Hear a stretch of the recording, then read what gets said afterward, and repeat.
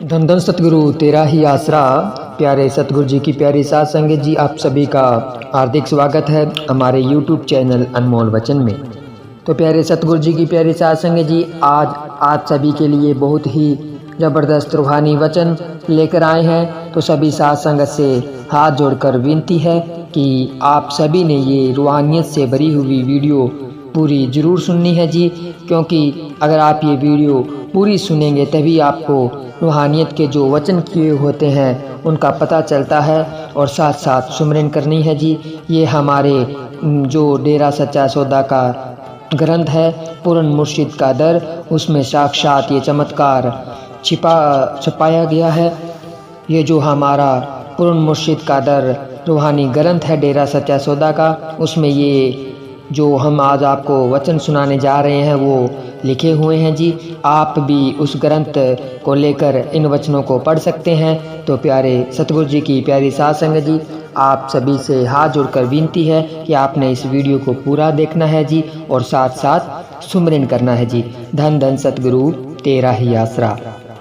प्राचीन काल से मालिक स्वरूप संतों, फकीरों तथा प्रभु के सच्चे आशिकों पर झूठे दोषारोपण लगते रहे हैं। इस समय में भी संसार ने मालिक के प्यारों को आँखों पर नहीं बिठाया। जब वह प्रभु का सच्चा आशिक इस दुनिया से चला जाता है, तब यही संसार उसके नाम पर पवित्र स्थान बनाकर उसको याद करता है। शायद दुनिया की ऐसी ही प्रथा होगी। फकीरों और भक्तों पर इस संसार ने अपने स्वार्थ की पूर्ति न होते देख कर निकृष्ट दोषारोपण लगाकर अपना स्वार्थ सिद्ध करने का प्रयास किया है।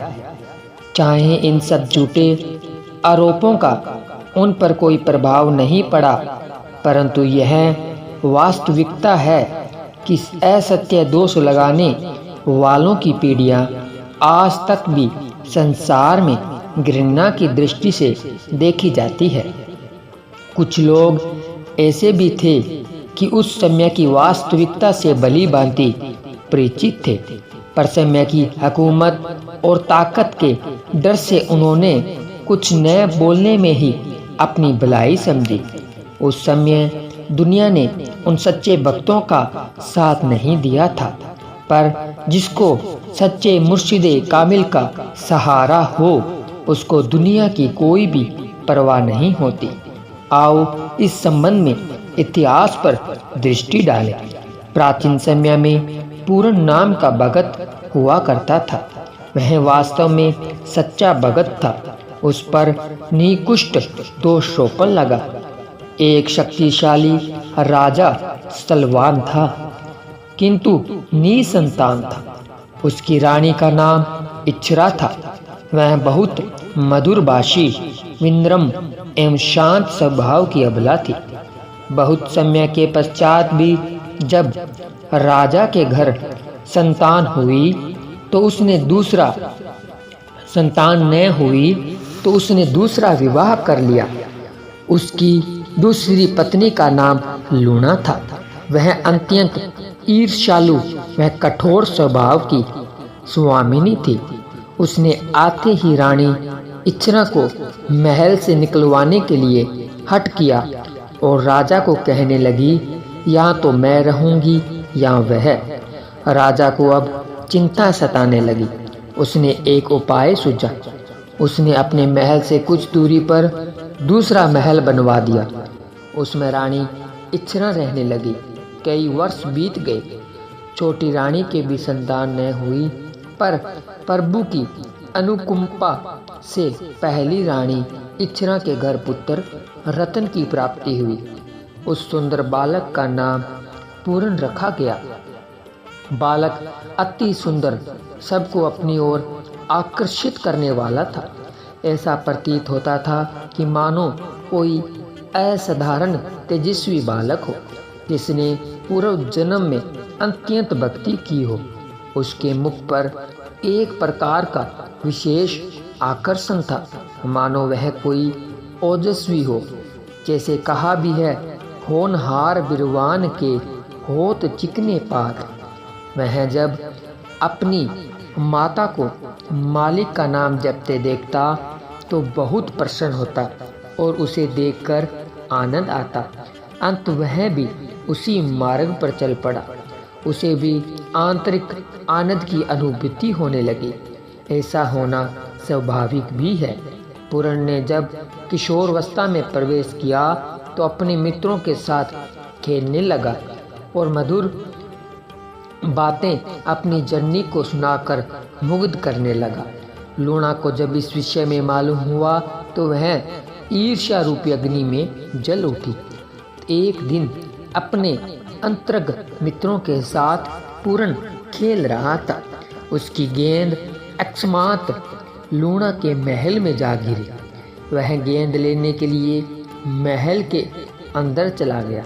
जब लूना ने पूर्ण को देखा तो वह सभी रिश्ते नाते भूलकर उस पर मोहित हो गई। कहते हैं पूर्ण की सुंदरता को देखकर चांद भी शर्मा जाता था। उसने पूर्ण को बुलाकर अपने बुरे विचारों से अवगत करा दिया, किंतु पूर्ण में मालिक का सच्चा प्रेम था। वह सदा उसके विचित्र नशे में मगन रहता था। उसने कहा, नहीं, यह महापाप है। तुम तो मेरी माता हो। क्या हुआ जो मैंने तुम्हारी कोख से जन्म नहीं लिया?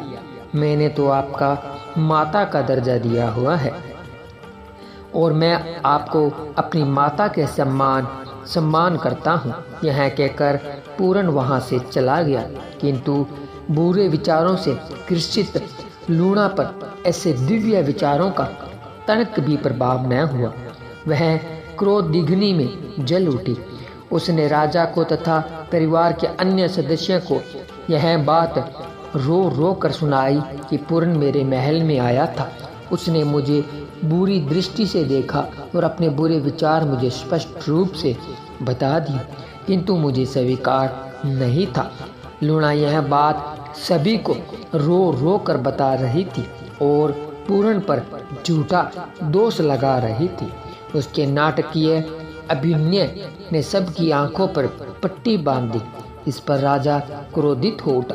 उसने लूना के कहने पर अपने सैनिकों को आदेश दिया कि पूर्ण का सिर काटकर कुएं में फेंक दो। ऐसा ही हुआ। उस प्रिय बच्चे पूर्ण का माता इच्छा के अतिरिक्त और कौन सच्चा हमदर्द था। लूना ने अपने अपवित्र विचारों के द्वारा सारे वातावरण को दूषित कर दिया। जल्लादों ने पूर्ण को अधमरा करके कुएं में फेंक दिया। कहते हैं उसमें प्राण शेष थे। कुल मालिक का नाम जपता रहा और अडोल पड़ा रहा।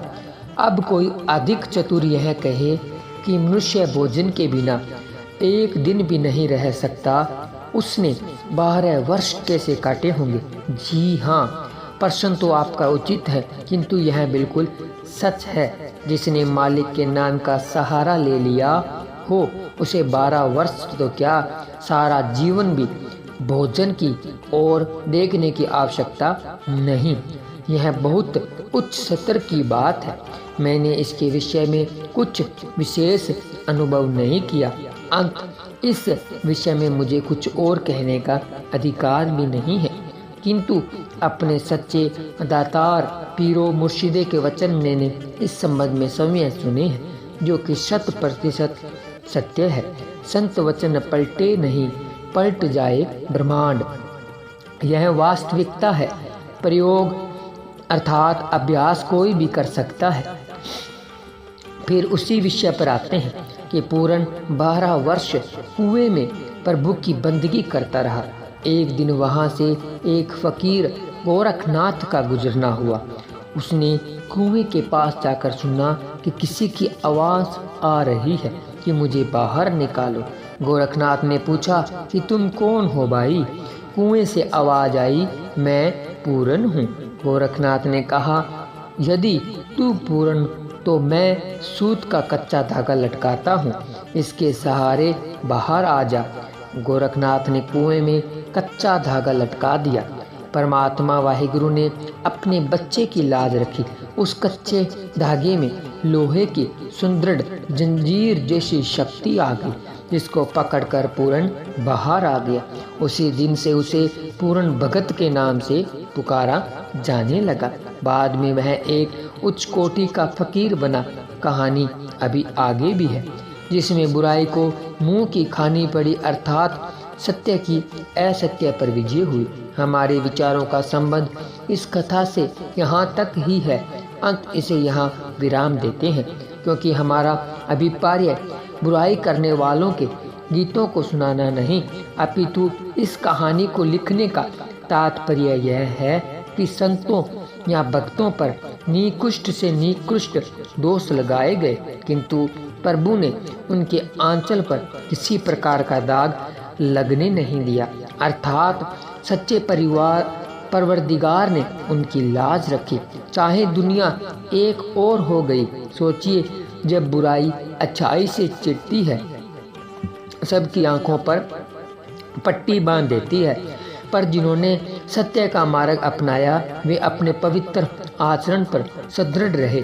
इतिहास साक्षी है कि चाहे उन लोगों को मानसिक शारीरिक यातनाएं दी गई, किंतु उनके नाम को कलंकित करने का कोई भी साहस नहीं कर सका। जब तक सूर्य और चांद चमकते रहेंगे, उनका नाम सदा संसार के इतिहास के पन्नों पर हीरे की भांति चमकता रहेगा।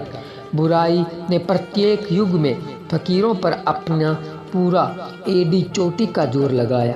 वह कुछ समय तक संबंधित स्थान और वातावरण को थोड़ा बहुत प्रभावित कर देती है, परंतु यह अटल सच्चाई है कि बुराई कभी शिथिर नहीं रहती और न कभी शिथिर रह सकती है। निंदक और स्वार्थी लोगों का यह काम है और वे ऐसा हर युग में करते आए हैं और करते रहेंगे, क्योंकि वे सच्चाई सहन नहीं कर सकते।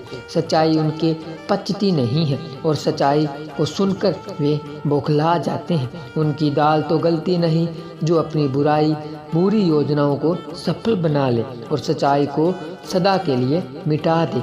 ऐसा उनसे हो नहीं सकता। एक से एक नई योजनाएं बनाते हैं, किंतु व्यर्थ हो जाती है। सच पहले भी चुप रहा और आज भी मौन है और हमेशा मौन रहता है। झूठा व्यक्ति अपना पक्ष प्रस्तुत करने के लिए नए बहाने ढूंढता है, ऊंची आवाज़ का सहारा लेता है, किंतु उसके पास सच है वह प्रत्येक युग में मुस्कुराता रहता है। उसे किसी से संकोच करने की तथा भयभीत होने की भला क्या आवश्यकता है। जिससे कहते हैं, पल्ले होवे सच तावेड़े कड़के नच। धन धन सतगुरु तेरा ही आसरा। तो प्यारे सतगुरु जी की प्यारी साध संगत जी, आप सभी ने सुने रूहानी वचन जो कि पूर्ण मुर्शिद का दर रूहानी ग्रंथ में लिखे हुए हैं। तो आप जी को ये रूहानियत से भरी हुई वीडियो कैसी लगी कमेंट करके ज़रूर बताएं। और अगर अभी तक आपने हमारी इस YouTube चैनल को सब्सक्राइब नहीं किया है तो इस चैनल को सब्सक्राइब करें, क्योंकि इस चैनल के माध्यम से हम ऐसे ही रूहानी वचन, रूहानी शब्द, रूहानी सवाल जवाब और ऐसे ही रूहानियत से भरी हुई वीडियो लेकर आते रहते हैं। तो आप सब इसको सब्सक्राइब जरूर करें। मिलते हैं जल्द एक और रूहानी वीडियो के साथ। तब तक के लिए धन्यवाद। धन धन सतगुरु तेरा ही आसरा। धन धन सतगुरु तेरा ही आसरा। धन धन सतगुरु तेरा ही आसरा।